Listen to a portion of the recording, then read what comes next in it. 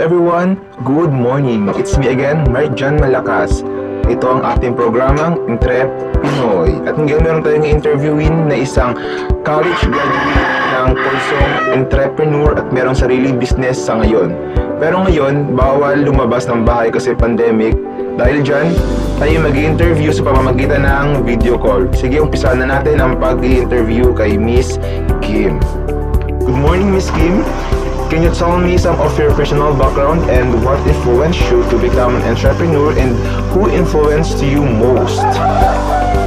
Hi, my name is Maria Divina Monalyn Sanchez. I am 31 years old. Ako po ay dating nakatira sa Barangay Argamo, Marinduque. And ngayon, dito po ako naninirahan sa Taytay Rizal kasi dito rin po ako kasalukuyang katrabaho.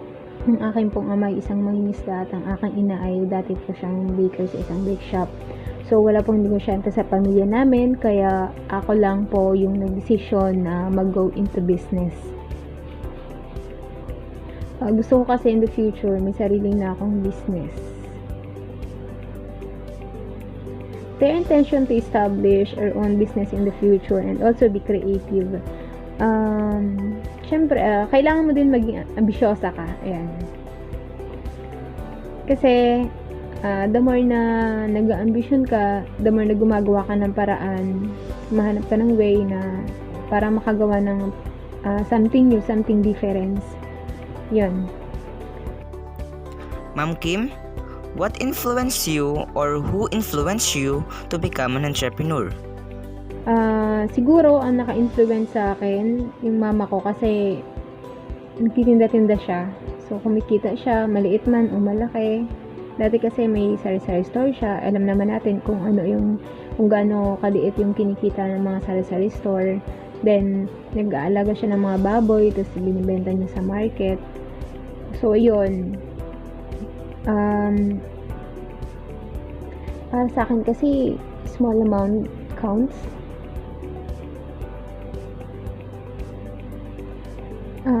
Opportunity can leave quickly. Ako, as long as kikita ako, ginagrab ko yung opportunity. Nag-online selling ako.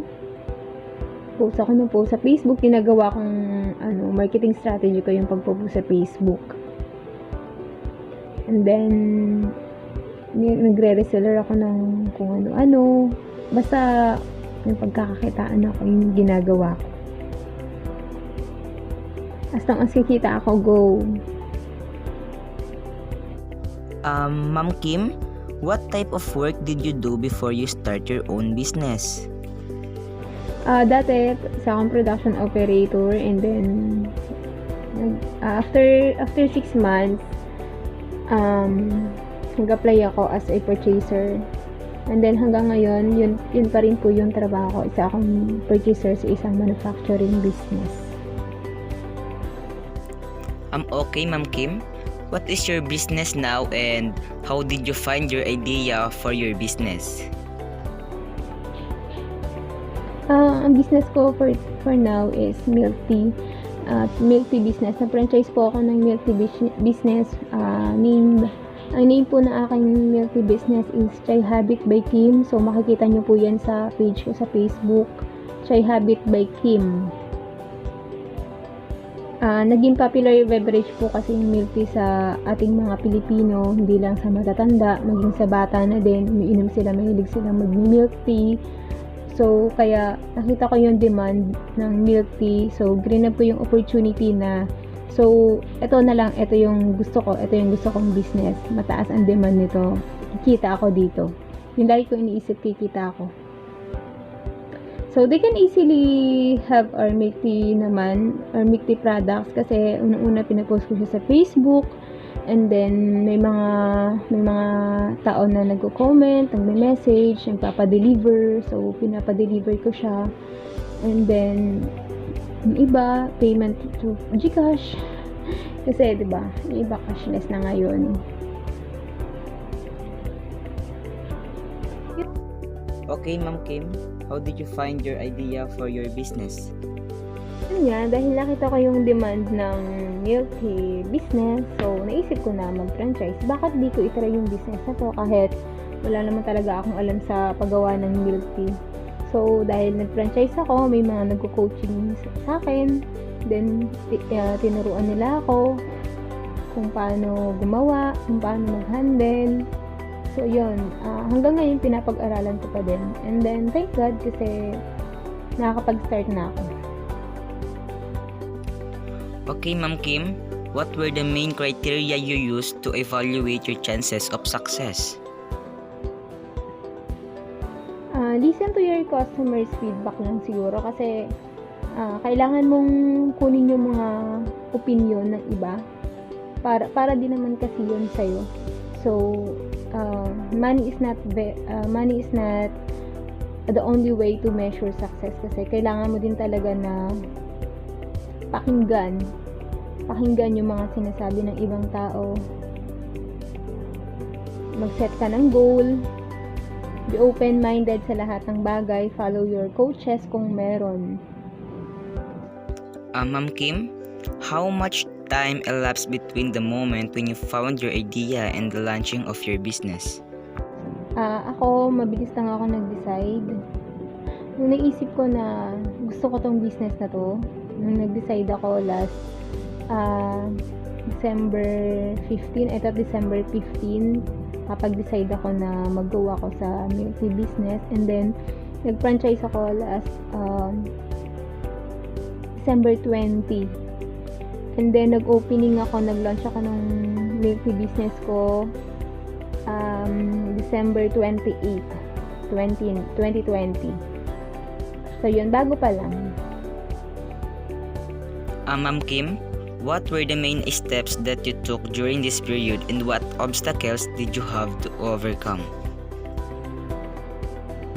Bilang isang nagbi-business, bilang isang entrepreneur, so we need to take the risk. Ganun naman talaga di ba? Alam naman natin na kapag entrepreneurship, kapag negosyante ka, kapag isang entrepreneur, andun na yung risk taker ka dapat.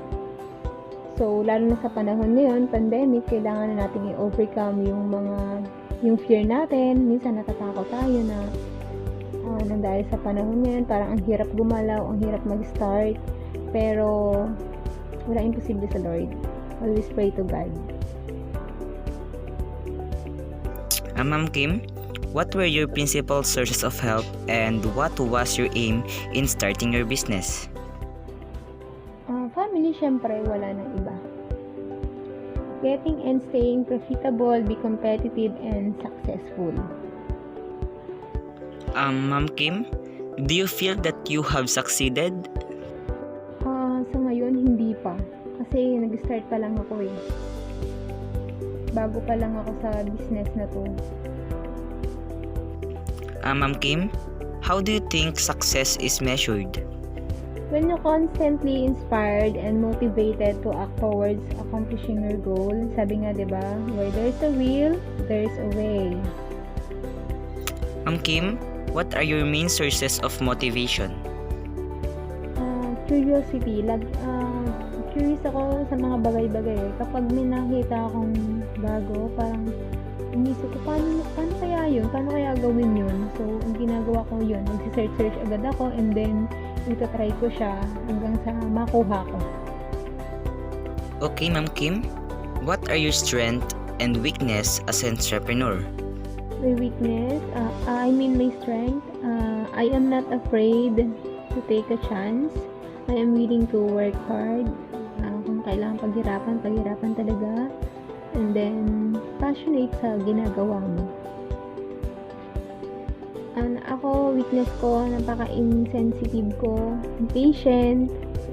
Sometimes, I lack my confidence. Ma'am Kim, do you agree that being an entrepreneur imposes sacrifices? Don't think of these sacrifices as a literal sacrifices. You'll be giving something up, sure, but try to think of it as a type of investment. Ma'am Kim, so far, what has been your greatest achievement and your worst moment? Achievement? 8 years in service being purchaser. Yun, for now, I have my small milk tea business and taking the financial risk. Kasama naman talaga, facing the uncertainty. Ma'am Kim, do you consider yourself a daredevil? A gambler? How do you view risk? Ay, wala. No, it's a big no. Ma'am Kim, what advice would you offer someone who want to become an entrepreneur in the future?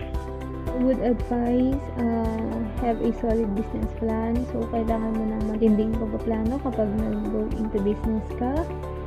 And prepare for financial challenges. So, kailangan natin yun. Minsan kasi, nasi-short tayo. Pero kailangan natin i-face yung challenges pagdating sa financial. And then, don't be afraid to ask for help. Yan, kailangan natin ng tulong na iba. Hindi natin kakayanin yun mag-isa. As in talagang, kailangan natin ng tulong ng iba. Put your faith and trust to God. Sa mga mentor natin. Kung may mentor, so patulong tayo sa kanila. Build team and share your vision. Yun. Okay, Ma'am Kim, for the last question, do you recommend entrepreneurship as a way of life? For some people, entrepreneurship is a way of life.